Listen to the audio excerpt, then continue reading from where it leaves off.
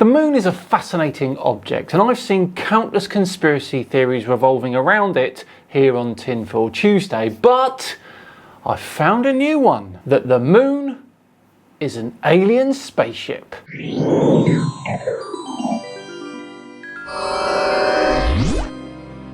Hello all and welcome along to another episode of Tinfoil Tuesday with me, Simon and Dan. Thank you very much for joining me. Right, back to today's video where we're taking a look at a recent interview with Ben from UnchartedX. He's talking about the moon and it gets very weird very quickly and he gets a lot wrong.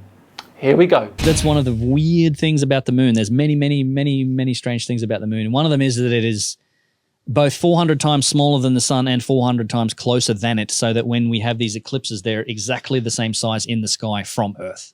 That's insane. It is insane. Make no mistake, this is full Dunning-Kruger in action here, everyone.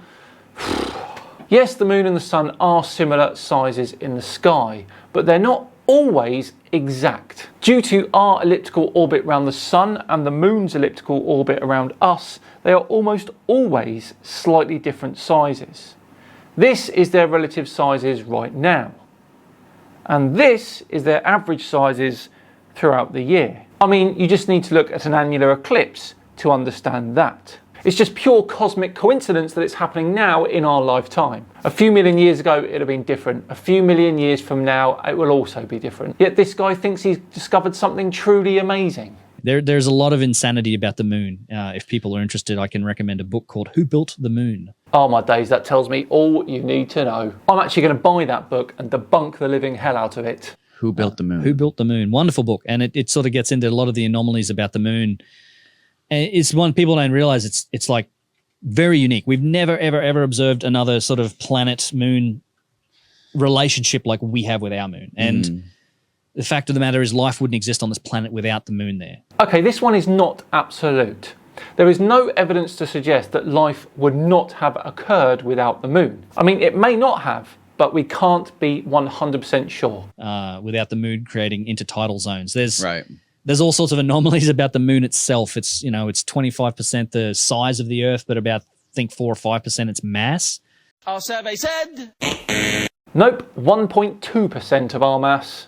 So it's vastly lighter and yet stronger at the same time too. There's a really strange dynamic. Stronger? It's stronger, yeah. So it's like it should be deforming at a different rate based on its density and the gravitational pull that's exerted on it by the planet. Well, I don't know about that, but tidal forces are pushing the moon away at a rate of around 4 centimeters per year. In fact, there's all these gravitational anomalies on the moon. We've detected like different levels of gravity in different places on the moon. But what is interesting about the moon is that because there's no atmosphere, we can see the craters that are on it, right? And some of the craters are massive, like they're like 400 kilometers across. Right. But they only ever go to a certain depth. They only ever go like, I think it's a couple of kilometers deep. Like that, it's like... Our survey said... Wrong again. There are several craters with a depth of around 5 kilometers on the moon. And the deepest crater, the South Pole Aitken Basin, is around 13 kilometers deep.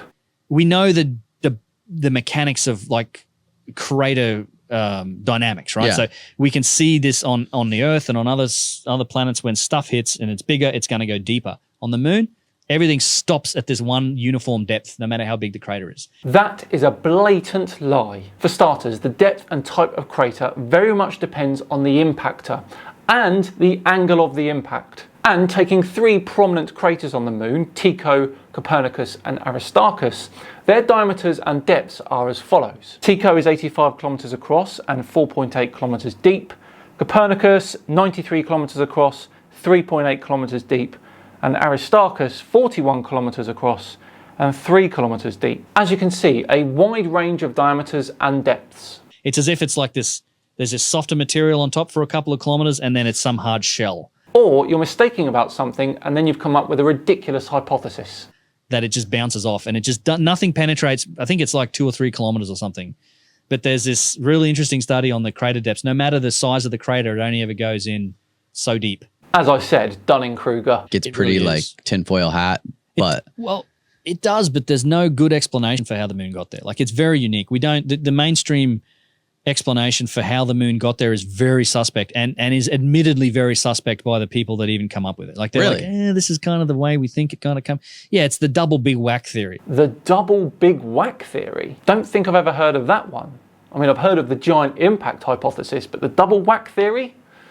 Go on then. Yeah, I think I was explaining to you. The other Yeah. night. It's this idea that because the moon is so lightweight and less dense, it's like surface material from planet Earth is what it's formed of, is what they think.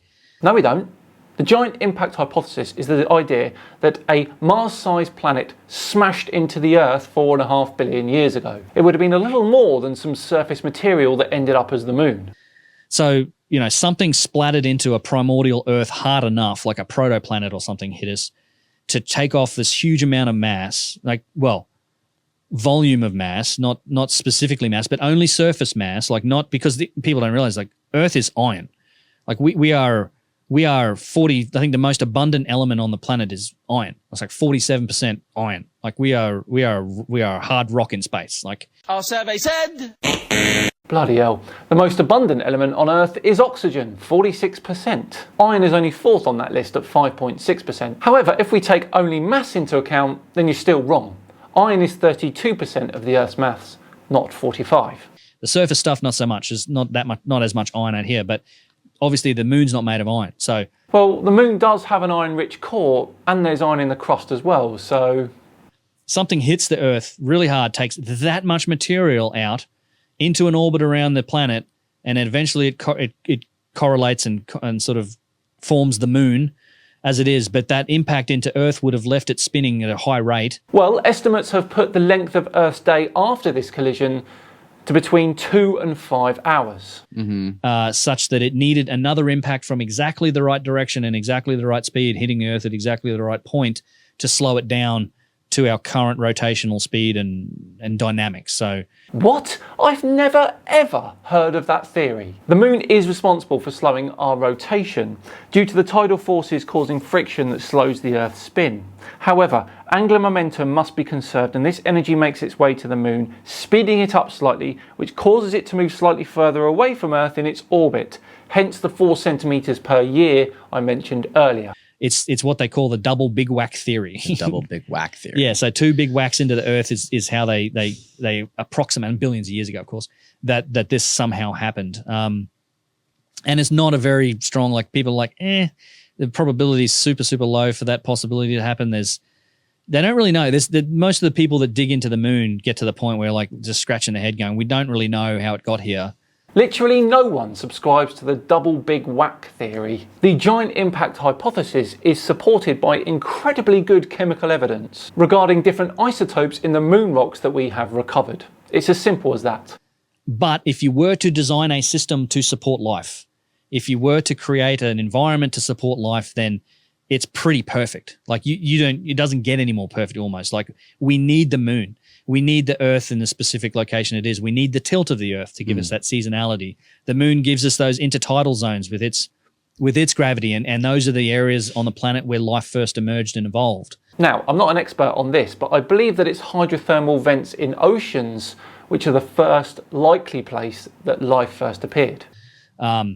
It's remarkable how necessary the moon is for life on the planet, and it's almost as if you were designing a little test kit for life or a habitat for life. You absolutely need the moon there. And this is another analogy on an extension of the whole technology discussion. It's as technology evolves, we were talking about space flight and stuff before. Imagine now we go to space, right? We have to use spaceships and small things and lightweight composite materials because we're trying to overcome forces of gravity and nature. But let's assume that sometime in the distant future, we have fundamental control over the forces of nature. Never going to happen, buddy. Gravity. We can control gravity. We can control the elements, those fundamental forces of nature. What does a spaceship stops to look like a spaceship at some point, and it might start to look like something like a small planet. I've seen this before somewhere. Ah, yes. Now, here's my hypothesis. Without the movie Star Wars, this man does not come up with this theory. If you can control gravity and the forces of nature to the point where you can create whatever you want, if you were to create a spaceship or an environment to go into space with, it might start to look a lot like a small planet or a moon. That's not a moon, or a moon than it would a spaceship. Something that can contain an atmosphere, something that has its own gravity. Like it's like this projection of technology way into the future. No. Star Wars was a long, long time ago. Right. But that's what it starts to look more organic. It swings back around from like these composite materials to organic materials, and maybe that's what things start to look like. So again, in that vastness of space and that the distance of time across billions of years, who's to say that the moon wasn't like created and flown here and put in place to like support like, hey, this planet's in the right zone. Let's give it the thing that it needs to create life, and we'll squirt some DNA at it. I am to say that because it is literally ridiculous. Right. And then, billion years later, here we are. Right. I don't know. It's you can't rule it out, and it's an interesting thing to think about. And I think with the moon, it almost becomes a more likely scenario than the current scenario of like, well, there's double big whack. It's like thing. I think I'll take the double big whack theory over this nonsense. Is that what you just said? Is it more probable that that's what happened, or is it more probable that we are just a flame in a never-ending sea of darkness? Right. Yeah. I don't think we're that. Yeah. I don't think we're that. I don't think we're there. I'm fairly convinced that in terms of life, I think we've sort of, although we don't have evidence for it directly, but mathematically, I think we've proven that for sure the conditions for life exist in lots of places. Now, there is no way I can argue with that because, of course, it is possible. However, I don't think that it's little green men. I bet you he thinks it is. The Kepler missions pretty much ended that story. Like, we figured out that, all right, there's plenty of planets orbiting, plenty of stars in plenty of habitable zones. Right. That the conditions for liquid water, blah, blah, blah, that we need for life, it certainly exists in a lot of places. And we're on the verge of finding signs of life on Mars and this and that. We're like, oh, maybe we found something. It's like, for damn sure, if you find it on 2 planets in one solar system, then it's got to be everywhere. Whether it's advanced or not, it's another question. But, again, it's like we are the result of a blink of an eye in the span of time that we think the universe has been here. And it may be a lot older than that yet. We don't know. I think there's some questionable evidence behind Big Bang and stuff like this. But the cosmic microwave background. Says the guy that postulates that the moon is an alien spaceship. Well, there we go. What a fascinating look at Ben from UnchartedX and his ridiculous notions on the moon. He got a lot wrong. But there we go. We're done and dusted for another Tinfoil Tuesday. Thank you so much for watching. It truly is appreciated. If you enjoyed this video, then hit the like button. Let's go for a target today. Let's try and get 25,000 likes over to you. And of course, if you really enjoyed it, subscribe too. I've been Simon Dan. Have yourselves a great week, and I'll see you on Friday where I take a Flat Earth online course. See you then.